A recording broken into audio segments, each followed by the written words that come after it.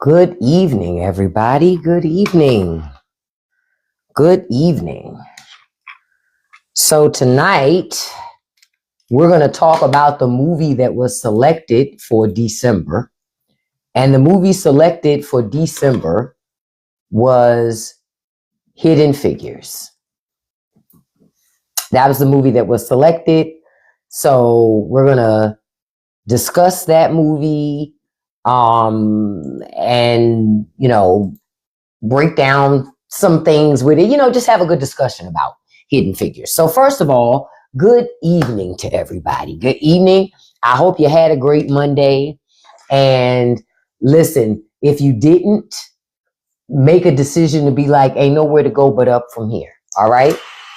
Oh, thank you so much, Flip. I appreciate that. So let's discuss this Hidden Figures. So first of all, I want to start off at a high level. I said this morning, that I don't usually watch movies like this, right? Because I feel like Hollywood has this infatuation with with stories about Black folks and the limitations that America has placed on us historically and how we rose through that anyway, but they always try to make it seem not that bad, This was a good movie. I do still feel like it was a little too long. We'll get into that. But okay. So we have our main characters here. Played by Taraji. Look, and I got the names here so I don't forget people's names. Octavia Spencer, and then you got Janelle Monáe. And they're playing Katherine Johnson is who Taraji is portraying. Janelle Monáe is playing Mary Jackson, and Octavia Spencer is playing Dorothy Vaughan. Now, while I was fascinated with Catherine's story in this movie, I was even more fascinated with Dorothy Vaughan's story. And the understanding of her going, okay, they're going to come in with this supercomputer, right? This computer that can essentially do the job that all of us have been doing these calculations, right?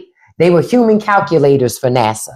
So they're doing this job for NASA, and now they're going to get this supercomputer online, and then it's going to take our job.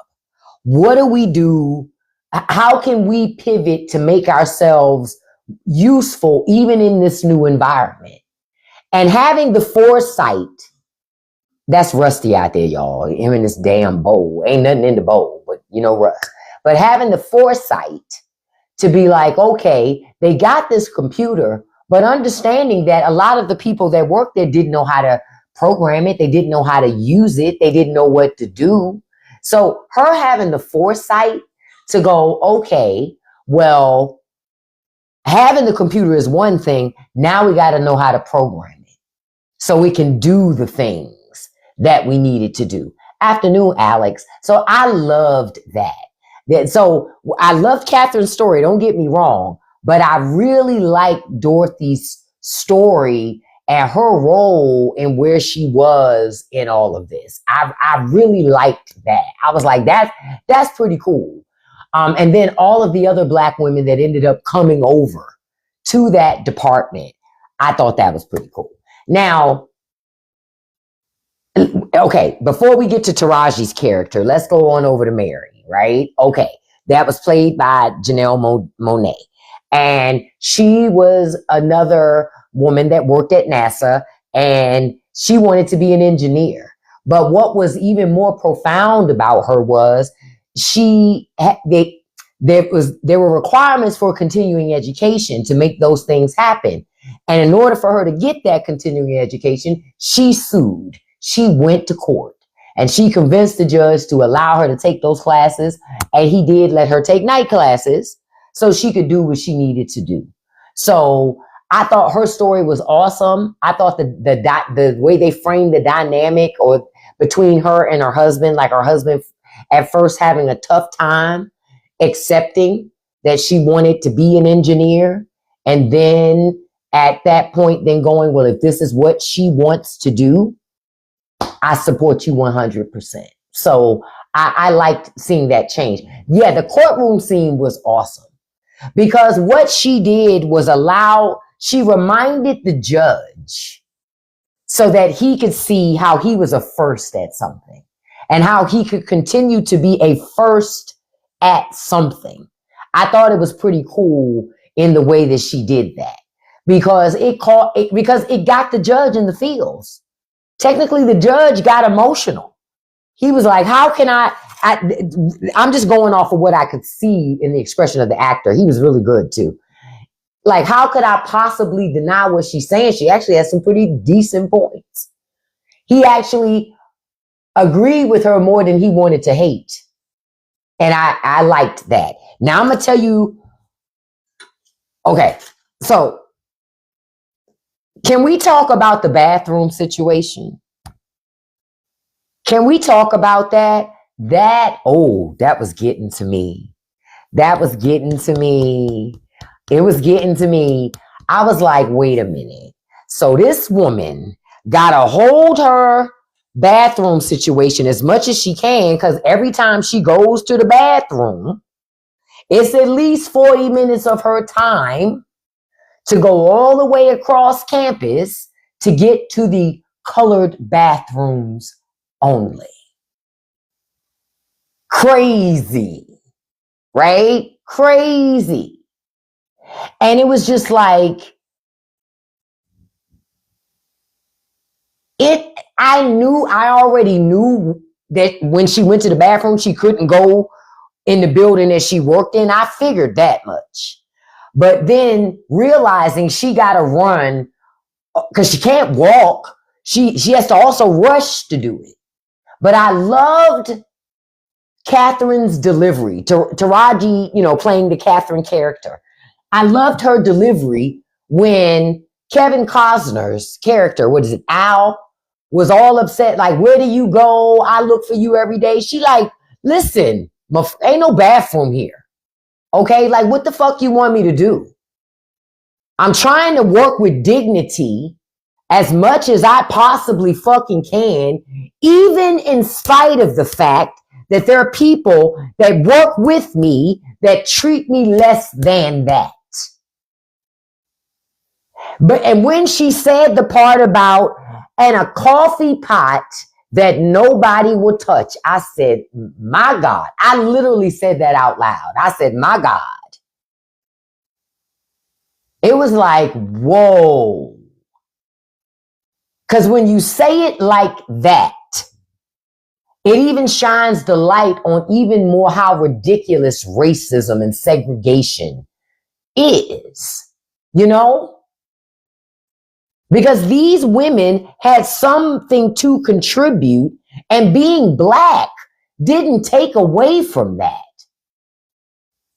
To me, this movie was an example of diversity, equity, and inclusion.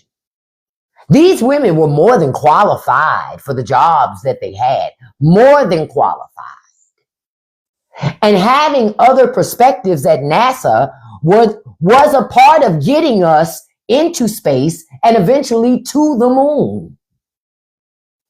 So that's what had me like, that bathroom scene got me when she finally got back out of the rain and she had been rained all over and she's fighting to get there and back only to be questioned as if she was slacking.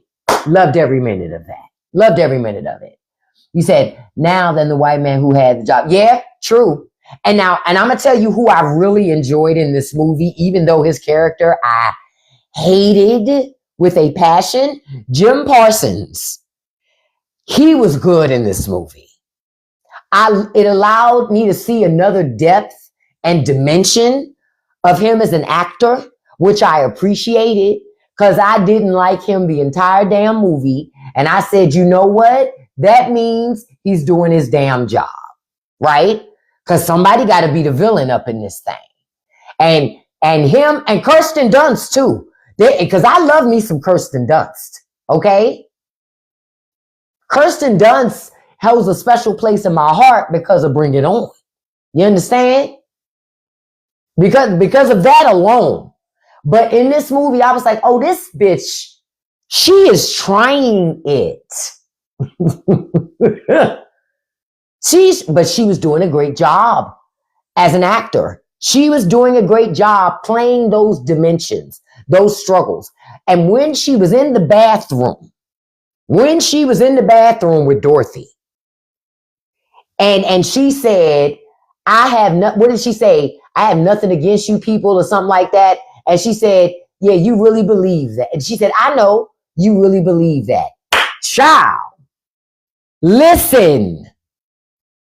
Let's have the quiet part. Let's discuss the quiet part out loud. You know, I liked that. I was like, girl, she pulled your damn card. Now, another hats off to another great performance in the movie. I thought Kevin Costner was awesome. Kevin Costner, to me, as he's gotten older, he's gotten even better as an actor. Because all these different roles that he does, he's gotten better as an actor. Not that he was never a good actor, but he just keeps getting better and better is my point. But Kevin Costner was great. He was making me feel like I felt when I watched him in Bodyguard. It's not the same kind of movie. I know that. That's not the thing. But he was getting me in the feels of that commanding presence that silent but leadership presence that he had in the movie. He was loud when he needed to be. But for the most part, he was a fairly chilled kind of leader, except when he got upset about something. Listen, you ain't never lying coming on up. Kirsten Dunst could do a fabulous job playing Caroline Levitt. So I thought, you say better singing voice, Aretha or Whitney. Oh, that's not really hard, Aretha. Fuck, even Whitney will say that. That ain't hard, beloved. Aretha all day. Riri all day, the queen of soul. I love me some Whitney, don't get me wrong. But ain't nobody touching the queen of fucking soul. And that be's a fact. But a great performance by Kevin Costner. Another character I loved in the movie so much. Glenn Powell, who played John Glenn, that character was fabulous in this movie. Like when the astronauts showed up and they were shaking the hands of the NASA staff, they were going to rush them in and not even have them greet the black employees, right? Because again, this was during segregation and black people being seen as inadequate. Like they have value, but we never want them to think they really have any kind of thing, right? And so I loved how John Glenn was like, no, I want to go over here and meet the people that make sure my ass can get up there and get back. I appreciated that. Because honestly, if it wasn't for the white men also like pressing it, and I don't know if that's true in real life, I just know what the movie said, right? But in the movie, if it wasn't for John Glenn saying, I'm not going up if Catherine doesn't do those calculations again, they would not have had her do that stuff again. Catherine would have been pushed back into the corner once they got what they needed, because racism being racism, we got to go back to being separate again. And it wasn't just racism happening. It was misogyny happening too. Because Catherine was the only female in that room outside of like Mary that was working with some people. But think about it. Catherine was the only woman in that room outside of the receptionist, outside of that assistant chick. She was the only one in that damn room that was a woman. That was it. Yep, that's why I said, Eric, I don't know if it really happened like that in real life. Because, again, Hollywood always gotta find a way to make movies like this palatable for all audiences, which means it can't make nobody too uncomfortable, except for black people. So that's why I said, again, I liked it, but I don't usually watch movies like this. This is not this. I tend to stay away from shit like this because it always pisses me off with how they tap dance around shit. You know, so yeah. Folks be scared. That's like I'll give you an example. Like a movie like Color Purple from back in the day, the Steven Spielberg one. Granted, it's directed by Steven Spielberg, but it's a really black movie, right? You hard pressed to get people to make movies like that now because they're so concerned about hurting feelings or making people feel uncomfortable. It's like when they want to do slavery movies, but not really show the real atrocities of slavery. Then why are we even doing this movie?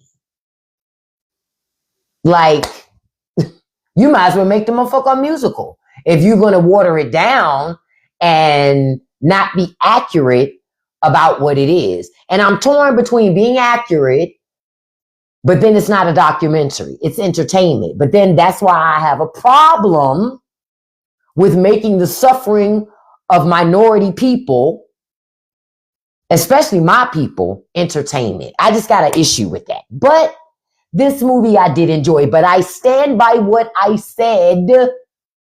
This motherfucker's 30 minutes too long. I'm just going to say it again. It's 30 minutes too fucking long. I'm like, do we really need to go on this long of a journey to understand the level of racism and misogyny that these women are dealing with? Do we really need 2 hours and 1 minute of that shit? No. But they had to make you feel good after how bad they had been treated. So they had to make you feel good. And then, oh, the astronaut, he got to go into orbit. And it was one step closer to getting us to the moon by us being able to orbit. Yeah, all that bullshit cool and everything. But I didn't forget that they had a colored coffee pot. You know what I mean?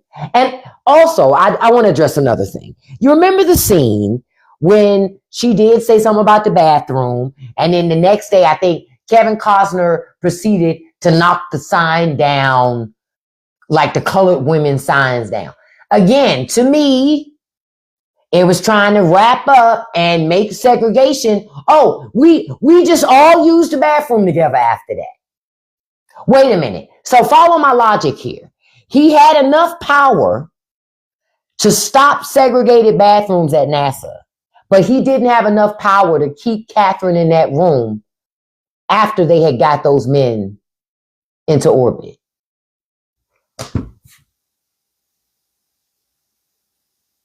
Y'all understand where I'm coming from? Do you understand? I was just like, that don't make sense to me, right? Like, either he got the juice or he ain't got the juice. You understand? So that's what had me going, see, they trying to make it seem like, oh, the white guy just knocked the sign down. Now we just have desegregated fucking bathrooms. What? That don't work. It ain't work like that. Like, come on. Yeah, it would not have happened that easily. It was like, come on. No fucking way. Because he didn't even have enough juice initially. Think about it. He didn't even have enough juice initially to bring Catherine in that meeting. Until she reminded him, well, you are the boss.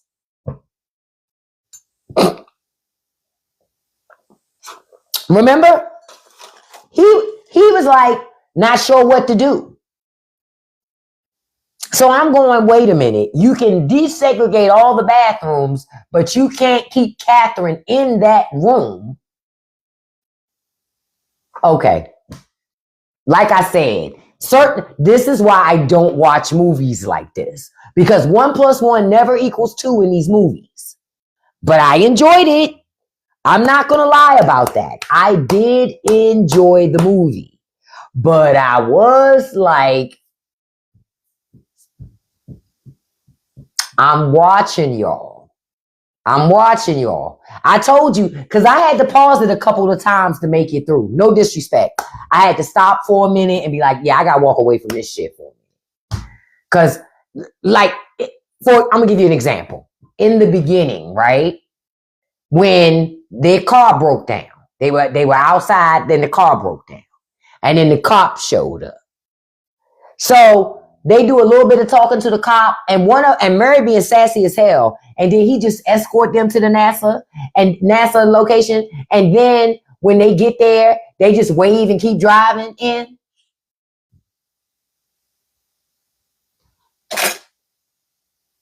Wasn't they just concerned about the cops before they spoke to them? Now all of a sudden they besties and shit? Okay. Like I said, some shit had me like, so we just going, okay, all right. Exactly. That scene would have been a lot different, but I think, again, they wanted to make you uncomfortable with the scene, but not so uncomfortable that you wouldn't keep watching. That's what it seemed like to me. Because I was like, again, there were some things where I was forgiving them going, that is not how that would go. But okay. It's kind of like a Disney movie. You know what I mean? It's like Disney level of racism and misogyny. You know? Because you just like, yeah, it don't really go like that. Because it wasn't just racism. It was also misogyny. Because the white women was getting their just desserts in that movie too. That's why anytime they got to exert their little bit of power, they was feeling good. Because they were relegated to support positions that they didn't like, that they were put into. So, you know, I get it, but I was like, man, this movie's pushing it on some stuff. But I paused it about 2-3 times. Yeah, because I was like, hey, yo, man, come on. Now, I will also say, math gives me anxiety. So watching this movie, there were sometimes I would get anxiety, like when they would show them chalkboards, I had no idea what the fuck I was looking at. I was like, I don't even know what that is.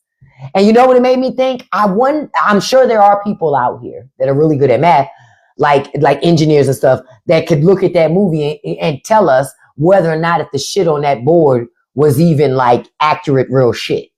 I couldn't tell you that though. It looked cool, but I couldn't tell you if anything that I was looking at made any sense to me. I just was waiting for Catherine in the movie to tell me this is the answer. And I was like, okay, well, I ride with her because I have no idea what it should be. If it was up to me to get the astronauts back to space, Russia would have been the first folks on the moon. It never would have happened. So I'm always fascinated by people who are really, really, really great in math, because I think it takes a certain type of skill, and it is a science, but it is an art to math as well. I do think that art can be a beautiful thing, but it's not my ministry. That's the thing. I wish it was, because I think this movie is in many ways a love letter to people who love math, because you get to see a lot of math in this movie. But I did like it. I just think that it was a smidge too long. Yeah, I just think that it was a smidge too long. And I'm reading here, like, again, some things were accurate.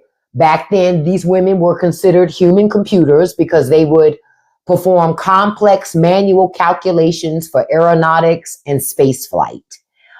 They were segregated at NASA. They worked at the Langley Research Center in Virginia, and they were segregated into the West Area Computers Unit facing separate facilities. They had separate dining facilities and separate bathroom facilities. And see, the movie doesn't address the food. So I'm assuming they had desegregated bathrooms, but they were still eating in separate lunchrooms. Listen, I'm trying to be good, but I that's the elephant in the room. I can't ignore those things with this movie. I just can't ignore that.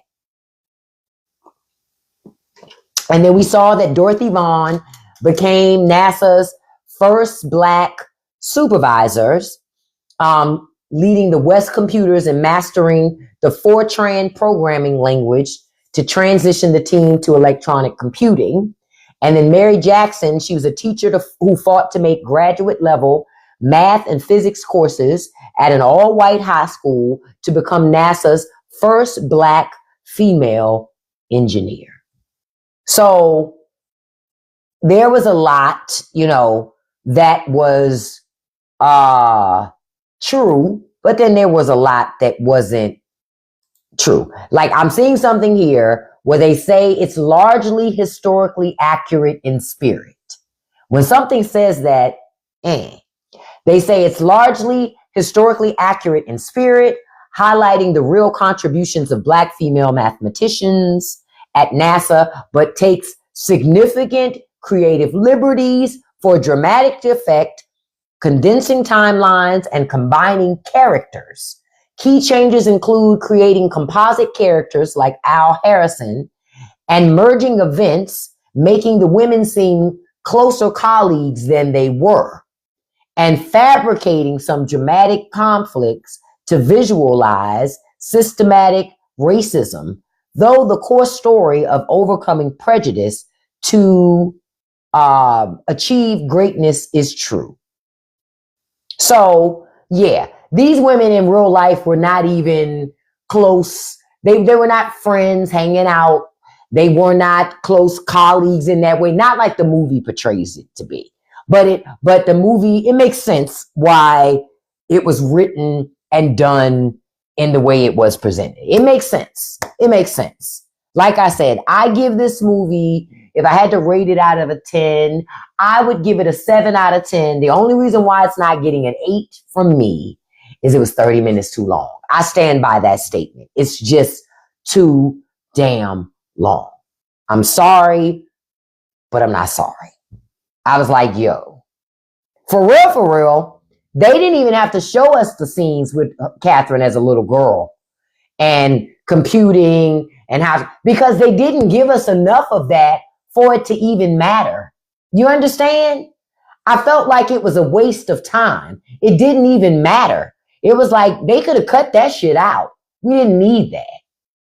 We didn't need it.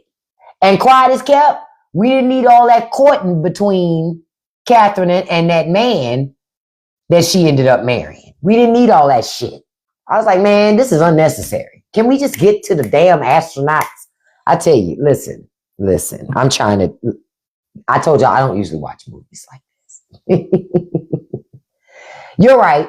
A separation would have made it difficult to tell this story. So you had to kind of combine things in the way you did. You did. So, hey, dude. So, like I said, I enjoyed it. I felt it was a good movie. However, just a little too lengthy for my tastes. I was just like, there were some pieces of it where I was like, we don't need this. You can cut out the romance. She can still get married, but you ain't got to show all that courting and going on the date and the dancing. We didn't need it. We didn't need it. Because I found myself kept watching the clock on the movie like, why are they showing me this? You didn't need to see the dynamic between Mary and her husband. We didn't need it. I think that stuff was unnecessary. I thought it was unnecessary to have the scene where the Dorothy character goes to Kirsten Dunst's office to bring those files. Because no real conversation happened. Like, what was the point of that? They could have cut that. It was just certain things where I was just like, yeah, they dragging this the fuck out, man. Let's like. The movie could have started with them being broken down with the car. It could have started right there. Bam. Start the movie. I just felt like it was some things they could have got rid of. But overall, I liked the movie. I thought the casting was great. Set design was great. Costumes were great. Dialogue, it was written well, directed very well. Like I said, it was just too long. Yep, it was just too long. Yeah. So that is my take on Hidden Figures. Again, to me, Hidden Figures is another example of why and how diversity makes everything better.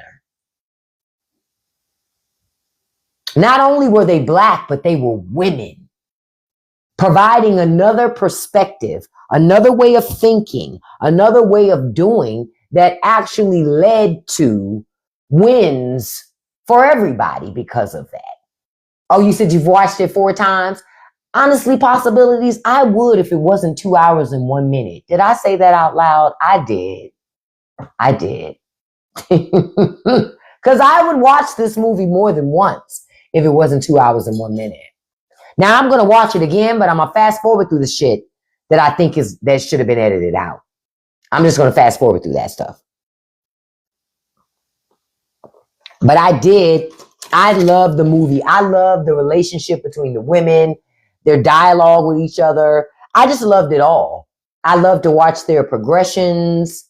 And I just want to say, Janelle Monáe has turned out to be a really great actress. I love seeing her in everything she's in. She's a good actress. She really is.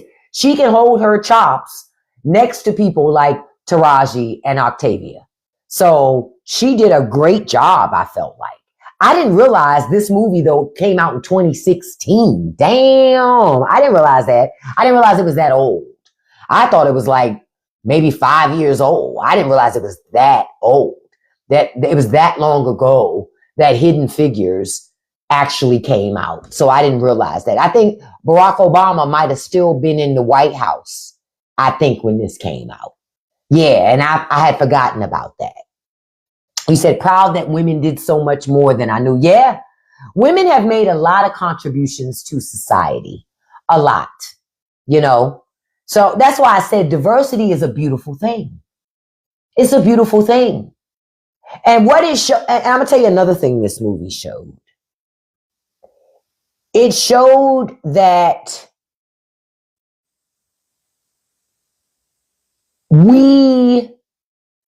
competition is a good thing, right? Like America was racing its ass off to get to space because the Russians were trying to get to space.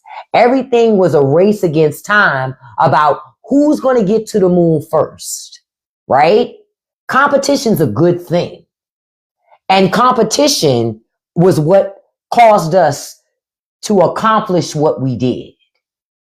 I say all that to say America has gotten away from competition.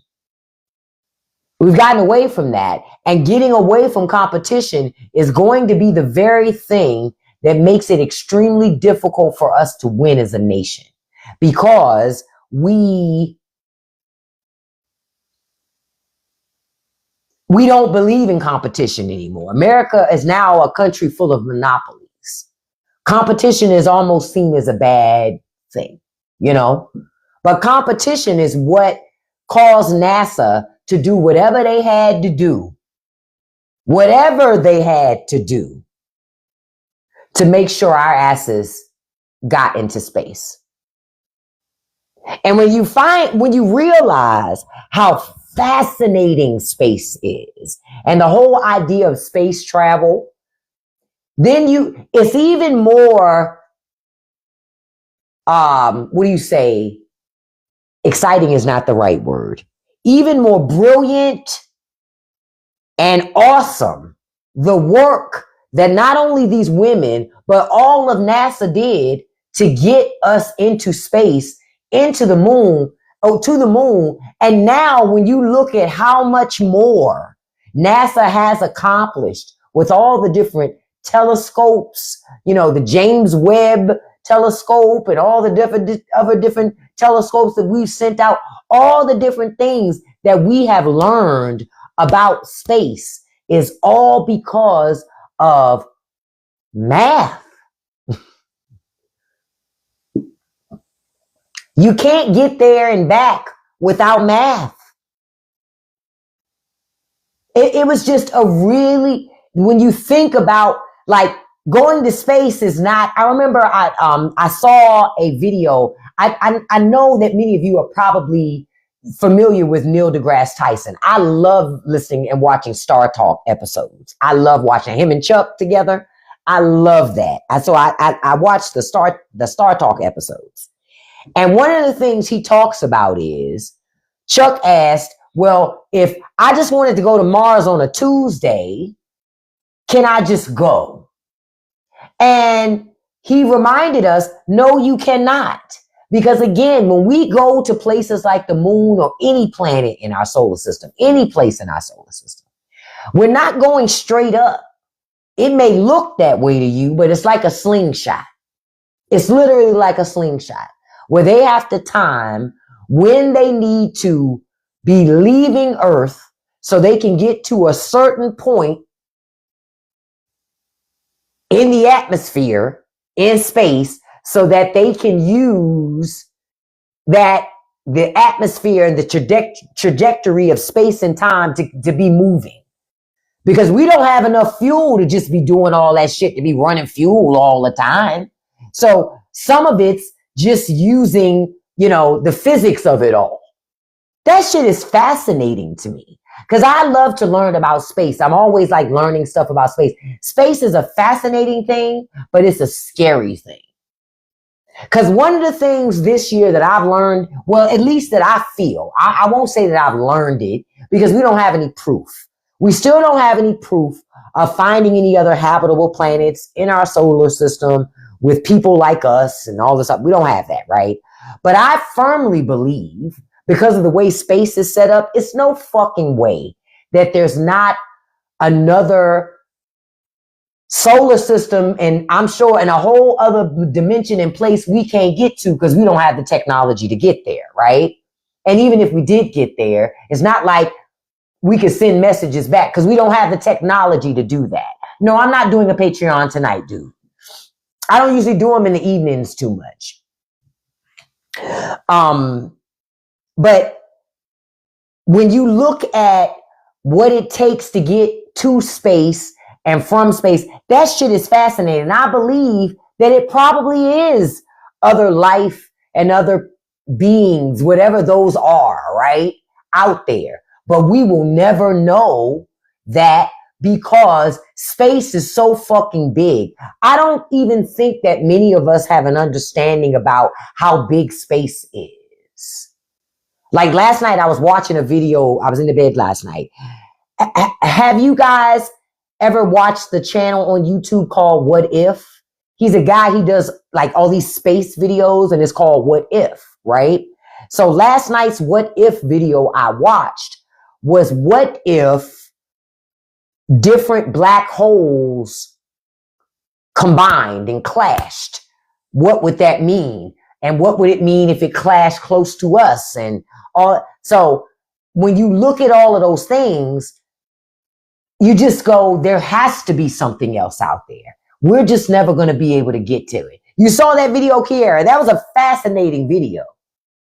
Because the thing is, I'm so sick in the head. I'd be like, man, I would sure love to see two black holes combined.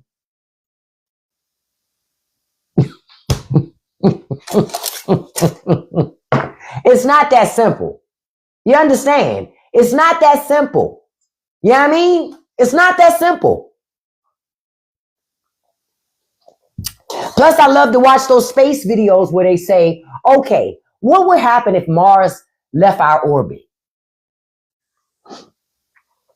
Because I be thinking in my mind that all the planets in our solar system, they're just random. They're just there. But they're not. Everything that's there is there for a reason. And it all works together to keep everything in line. And if you lose just one of those things out of the orbit, it could throw off everything. That's some scary shit when you think about it. That's scary shit. Extremely scary shit. I love to read the articles about the James Webb Telescope and all the different things that they're finding where they think that they found the edge of the universe. That shit's amazing. Because all they got is a camera to take pictures. It's not like we can travel to it. It's too far away. Even if we did travel to it, none of us would ever be alive to know what they found, because it would take millions and billions of years to send all of that information back to Earth. So we would never know. You say, what did they say would happen if two black holes collided? It would just turn up to be a bigger black hole. Eventually, they would just keep circling each other till eventually they would suck into each other's space, and then they would just become a bigger void. That's what it would be. Nothing from nothing leaves more nothing, essentially. You know?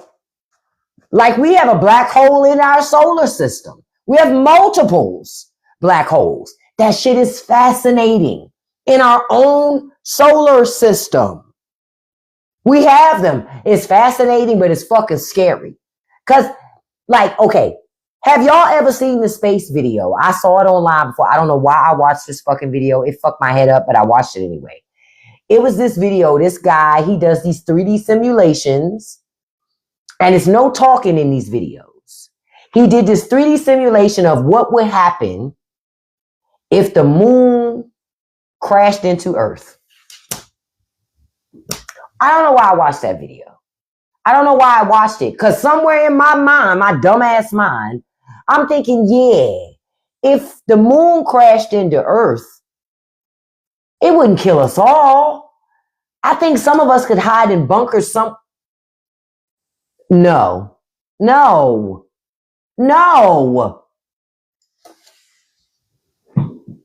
It might be Zach B. Films. I don't remember the name of the guy. But if the moon crashed into Earth, we're fucked. Quiet is kept if our own moon, like growing up, I never understood, until you start learning about space, I never understood the importance of our moon. I just assumed it's just there. You know what I mean? You just like, well, it's just fucking there. It don't really do shit. That's not true. That's not true. Our moon regulates the tides. You know, it impacts like the orbits and different things that happen. Our moon is essential for us to be alive. We need our moon. We only have one moon. Many other planets have multiple moons, but we only got one. We can't afford to lose our moon. We need that fucker bad. Hey, JK, we need that moon bad. So just having a better understanding of, oh, that's why we care so much about our moon, because it dictates so much. Like the movie, the video I watched the other day was talking about what if we lost, I think it was the one about what if we lost our moons or something, like our moon. They said that the oceans, right, all the water would just stand, what was it, like 60 feet tall or something like that? It would just never come down. The tides would never fall. Essentially, everything, a lot of places would just be underwater. Like Earth would look markedly different if we didn't have a moon. You would still have some places that would have land, but ideally not as much as you have. We have as much land as we do have that's not underwater because of our fucking moon. It's a beautiful thing to learn about space. I love space. See, look at y'all in here. Look at Kiara. The sun gravitational pull would be stronger for sure. Little scientist. Look at little engineer, little scientist. Y'all hear us? I just think it's fascinating shit. It really is fascinating. Now, I'm not smart enough to go to space, meaning I'm not smart enough to do the calculations, to get there and back. But I do watch the movies and the videos, and I do ask the questions. I really do. So sometimes I ask Chat GPT questions, literally, about space. Hold on, let me find that thing, because I had this night one night. No, it was not a night that I had an edible, but I had this night one night where I asked a question. I was watching a video about space, And there was something about, yeah, I was asking about life beyond Earth. That's what I was asking about, life beyond Earth. So I was asking, when it comes to space, they always say we haven't found life on other planets, but are they exploring the possibility of life being in other places, meaning on moons? So my question is it possible that there is life out there? Because they talk about this whole planet 9. And I say there's a possibility that one of the moons associated with planet 9 might have life. So my bigger question was, is it possible for life to be out there, but life would take on a new meaning? Meaning it's not limited to the definition for which we have given it up to this point. Are scientists considering that it's possible that life is out there, but that definition of it is not what we've been used to up to this point? That shit's fascinating to me. And apparently scientists have been looking at that, because up to this point, scientists have said what we consider to be life are like carbon-based life forms, right? That's what we call life. But maybe that is not the only version of life. And when we're out here in looking at things in space, we're looking for carbon, and all these things that we consider to be indicators of possible life. But I'm going, it's got to be possible that life means way more than we have said life is. Hey, Karina, good evening.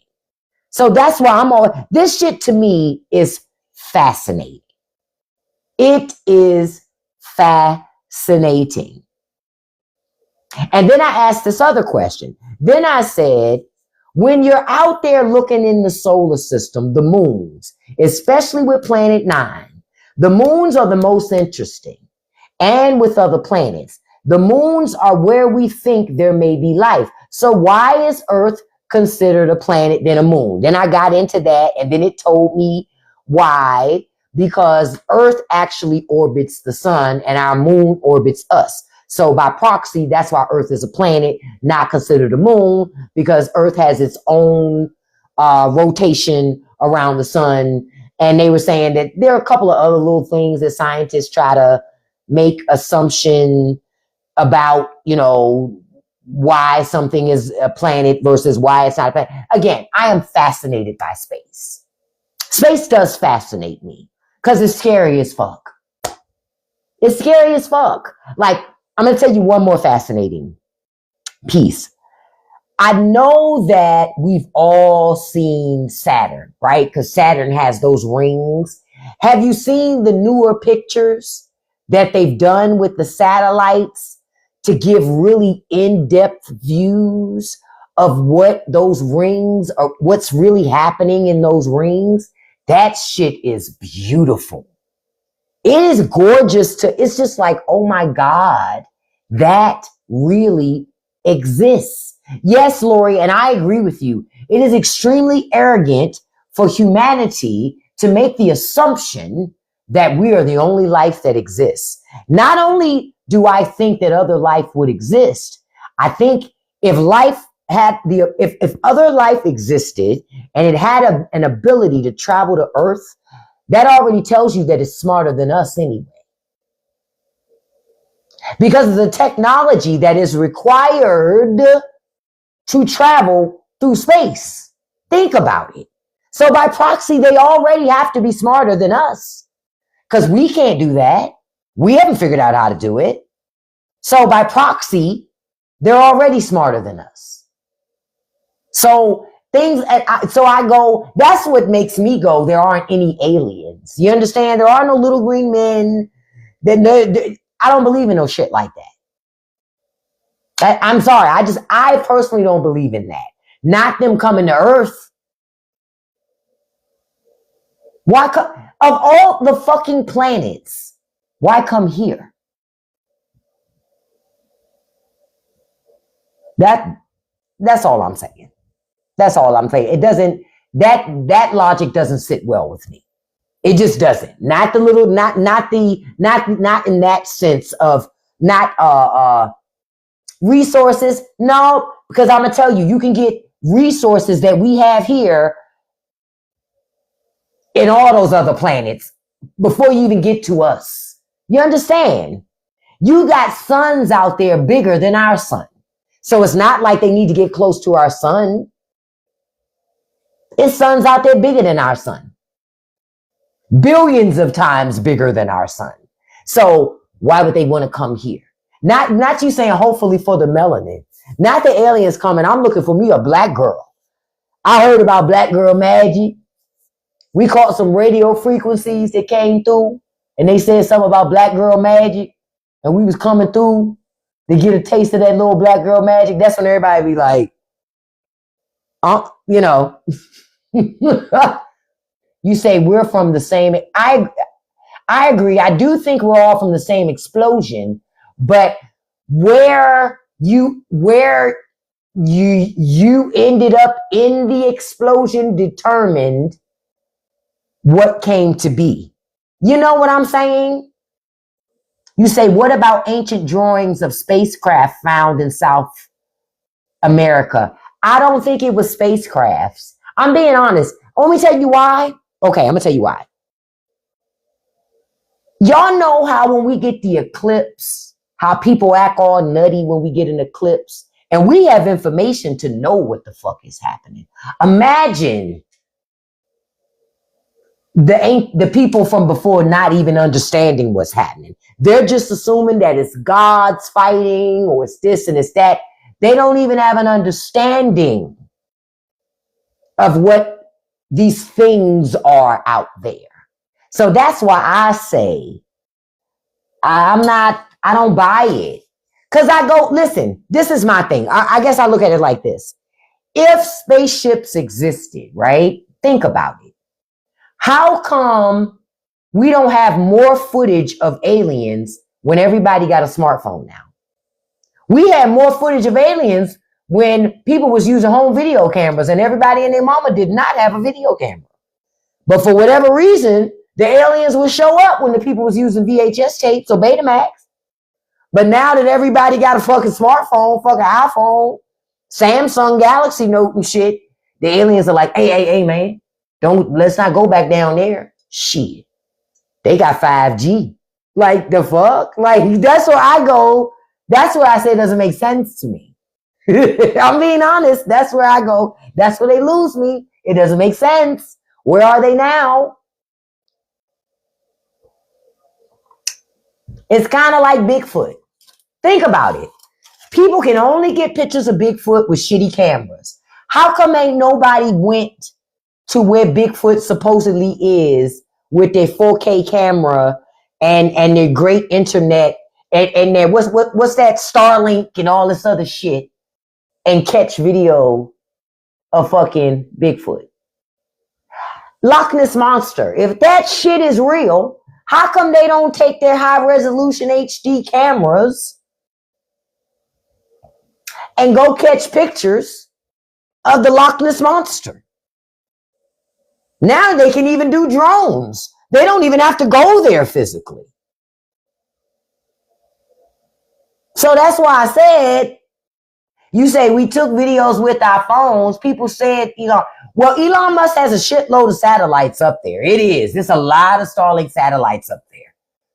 To a point that you might think somebody's watching us. The only person watching is Elon Musk. It's not anybody from another galaxy. Because let me tell you something. Again, if somebody has the technology to watch over Earth like that, they don't even have to get that close in our atmosphere to watch us. They could be able to do that watching and surveillance from way far away. And long before, and by the time we would even know that they were watching, it would have been years after the fact. We wouldn't have known right away. It's not like you're going to know in real time. It's like, well, see, here we go again with that funny space-time thing. Like, anything I see now really happened billions of years ago. but it's still happening.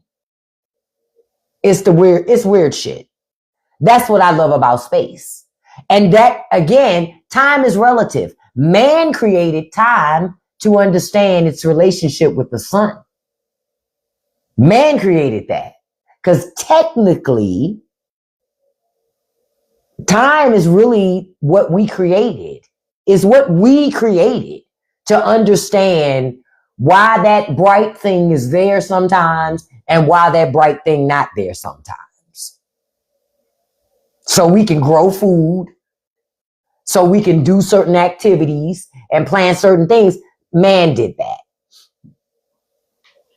Man did that. Yeah. So that's what y'all see a lot of in space. Elon Musk has a shitload of satellites up there. You're right, Tanya. And Tanya, that blows my mind too, because time doesn't really exist. We are always in the now, technically.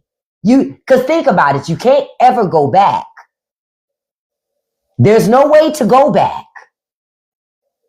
No way to go back. You can't go forward.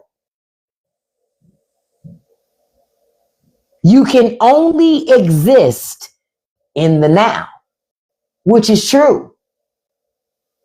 That's the beautiful thing about space and time. Because if I went to space right now and I came back, I age differently than the people here on Earth. But I think that has to do with atmosphere and gravity. And again, space is just different. It's different.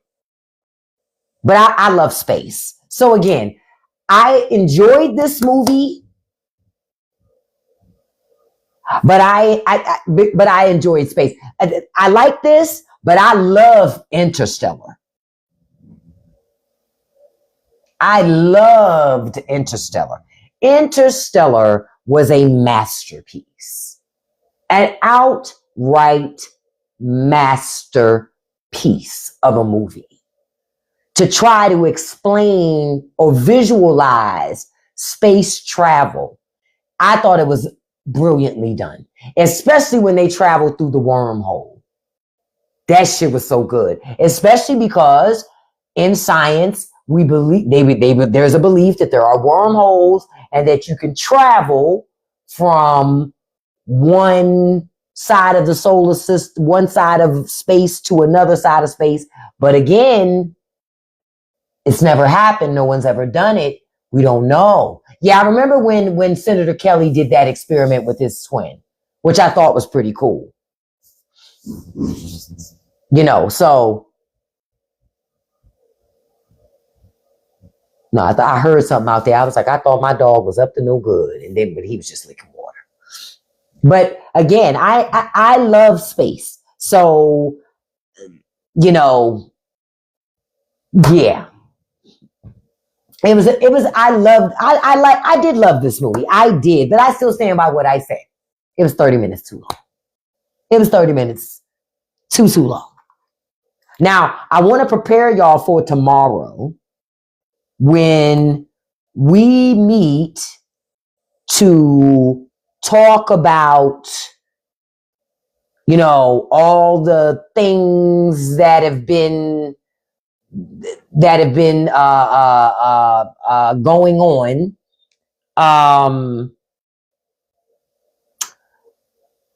A couple of things that I want to talk about tomorrow. We're going to talk about I don't know if y'all heard the report that the Justice Department claims they found 1 million more files.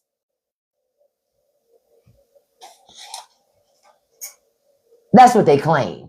Now, remember, Pam Bondi told you months ago, there was nothing. They've combed through all the evidence. There are no charges that can be brought on anybody. Remember that. I'm telling you, they're trying really hard to cover up for Trump. Okay, and I see this comment. What did I think of Katy Perry and them going to space?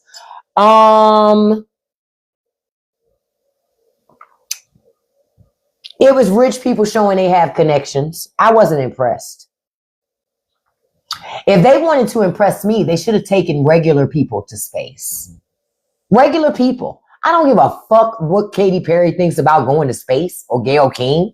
No disrespect to either one of them. But I don't care what they think about fucking space.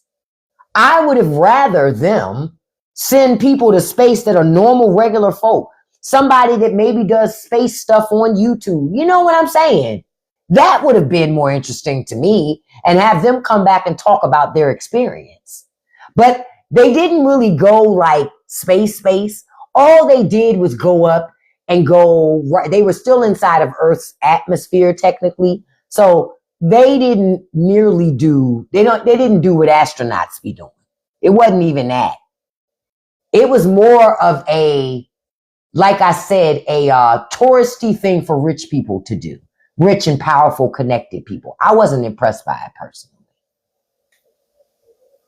I'm being honest. I just wasn't impressed. I was like, my first thought, because I like Katy Perry, but I was like, why the fuck is Katy Perry going to space? She don't have nothing else to do? Okay. That was what I thought. Yeah, it was very performative. It was. To me, like I said, it was just about showing how they want to do this tourist thing for space travel. But most of us cannot afford to go to space for fun. You ain't got, you got 100, 150,000, 200,000 just to go to space real quick? No. So it's not like it's something that you and I would get to do anyway. So it seemed to me they should have just taken regular people. Rich and powerful people get enough free shit. So I wasn't impressed. You say she wanted to go sing because Beyonce did it in a commercial. Oh, that was why? Okay, I'm still not impressed. I'm not impressed. I'm still trying to figure out how Katy Perry bagged Justin Trudeau. I'm still trying to figure that out. But okay. I don't even get that. Because I'm going to be a fly on the wall when conversations happen between those two. They got to the point that now that they booed up. I'm like, that was not on my bingo card. That Katy Perry would be booed up with Justin Trudeau. I just did not. I didn't see that coming. I'm going to just say it like that. I didn't see that one. Took me by surprise. That one took me by surprise when that happened. Because I just was like,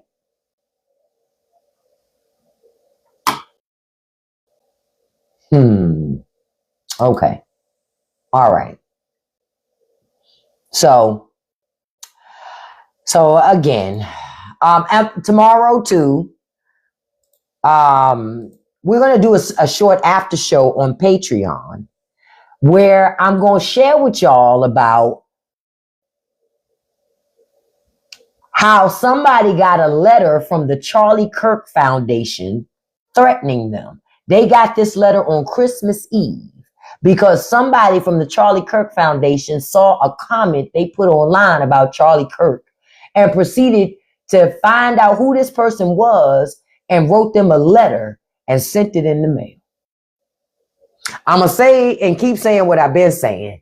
Why does everybody want us to be more upset about Charlie Kirk than Erica Kirk is? That's never going to happen. Not for me. Not for me. So I appreciate y'all being here with me this evening. Thank y'all for voting for Hidden Figures, honestly, because I never would have seen it because I never watched it. I've never watched it. Like I've never watched The Butler, but I ain't gonna never watch The Butler. I can guarantee cash money on that. But I'm gonna tell you what I did watch. And now I love me some Ghost Dog. I watch Ghost Dog, The Way of the Samurai, but I'm not watching The Butler. I ain't never seen The Help either. No, it's just certain things.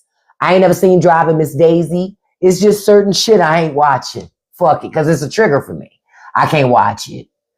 Did you see When They See Us? No, I haven't seen that. I have to look at that. I haven't seen Green Book either. I told you I'm real funny. I'm real funny. I'm real funny. Let me tell you something. I'm so funny. I ain't seen Selma either. I'm so funny. I haven't even seen Abraham Lincoln versus the Vampires. Okay? I don't watch none of it. Okay? Mm-mm. I think the last thing that I probably like movie that I saw like that was probably Malcolm X. I've seen Sinners. I've seen Sinners. But yeah, I know about the Helps ending, but I'm not willing to sit through all that bullshit to get to that fucking ending. I can't do it. I can't do it. I've seen excerpts enough to know that's not a movie I can watch. Because if I watch that movie, from forever that point forward, I will never like Bryce Howard again. And I like Bryce Howard. I'm trying to continue liking her, right? So I can't watch that movie. Like for a long time, I hated Christian Bale. Why? Shaft. If you seen Shaft with Samuel L. Jackson, I hated Christian Bale for a long time. I was like, I hate this motherfucker. That character was deplorable as fuck. He was so good in it, but it was a deplorable ass character. Okay? Deplorable. And it was so bad to the point that I was like, I hate this dude, yo. So when they made him Batman, I was mad. I was like, why would they make this dude Batman? But he won me over time. But it took a minute. You were just talking about Shaft. Yeah, it took a minute because I did not like Christian Bale he was really good in that movie. He played a deplorable character extremely well. Christian Bale is just a great actor. But he was good in that movie. He was really good. Shaft is a fun movie. It's my duty to please that booty. Listen, what? Anytime Shaft comes on cable or like on TV, I watch Shaft every time. Shaft is a fun movie to watch. You got Busta Rhymes in there, Vanessa Williams in there. I'm trying to think who else you got in that movie. I love when Shaft tell that other cop, he said, today is the day we find out who's the daddy, me or the mailman. Man, listen, I love me some Shaft. And Jeffrey Wright's performance in Shaft, he should have won an Academy Award. It may not be a popular opinion, but People Hernandez should have gotten Jeffrey Wright an Academy Award, at least a nomination. He was outstanding as People Hernandez. Outstanding. Jewel best sleeping that best. He said, oh, you're going up the way for threatening an officer. And brother, I love when Shaft say, I thought you said you was going to smoke me, man.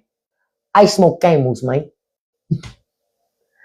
Jeffrey Wright that's one of the reasons why every time that movie comes on TV, I have to watch it. Jeffrey Wright's performance is outstanding. Man, Tiger Woo. Listen, I have seen that movie so many times. He said, you got a boat? What's your boat name? Boston Whaler.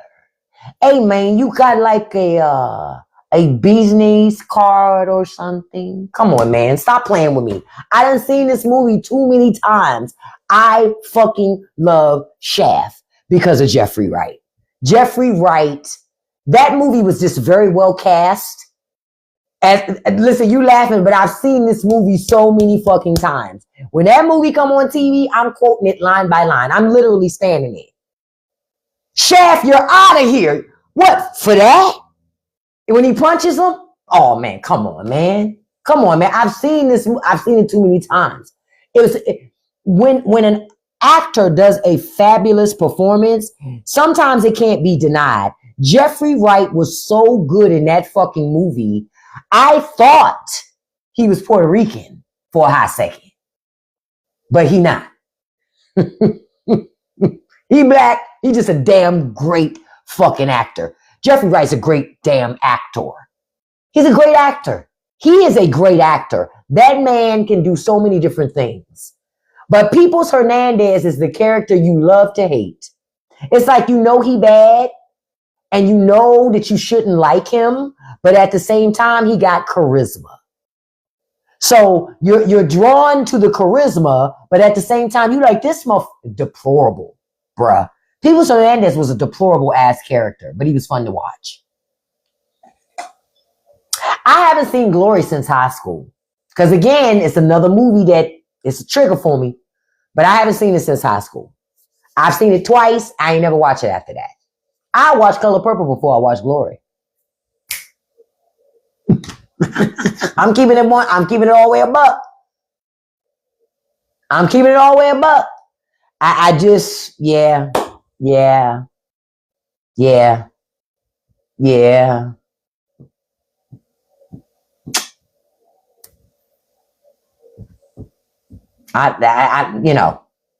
Jeffrey Wright is very underrated. He is. He does not get his flowers the way he deserves. Not Jeffrey Wright.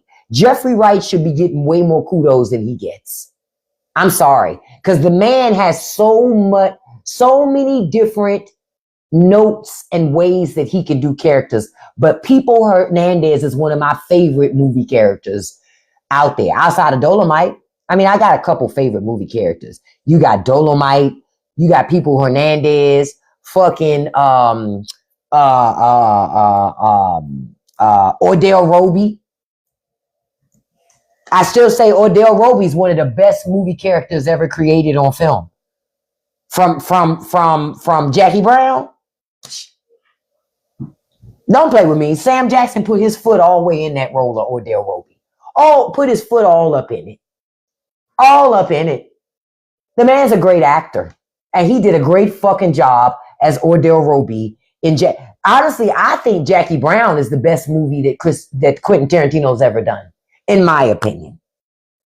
To me, Jackie Brown is the best movie he's ever done, in my opinion. And Quentin Tarantino's done some great movies, but Jackie Brown is a fucking masterpiece. It's a masterpiece. Dialogue, the casting, the way it's filmed, like that movie. If you have not seen Jackie Brown, you need to watch that shit. That's the heist of the century. That shit is so good. That movie is so good. Man, what? I love that movie. That's another movie I know word for fucking word. Because Jackie Brown is a movie that I'm going to watch it every time I come on TV. I'm going to watch Jackie Brown. I'm going to watch Jackie Brown every fucking time. It was a fabulous movie because I love me some Pam Grier. Pam Grier is a fine mother. Shut your mouth. Okay? And she was gorgeous in Jackie Brown. Gorgeous. I say, she's just gorgeous on screen. So, I thank y'all for joining me tonight. We're going to have some great discussion in the morning. I appreciate y'all being here. Don't forget, we're going to do our bacon on Saturday. I haven't figured out yet what we're going to do. I got to send some stuff to my girlfriend coming up. So what I might do is do all the little mini cakes and the cookies that I'm going to send her. So we'll see. We're going to see. I'm going to figure it out before Saturday. But I appreciate y'all being here. I love you. Have a beautiful and blessed evening. Listen, don't let nobody live rent-free in your head. Don't feed any trolls. And you can accomplish anything you put your mind to as long as you stay consistent. Have a beautiful and safe evening, everybody. I will see you tomorrow morning. I love you so much, and I thank you for being here this evening. Have a beautiful and blessed night. Bye-bye, everybody.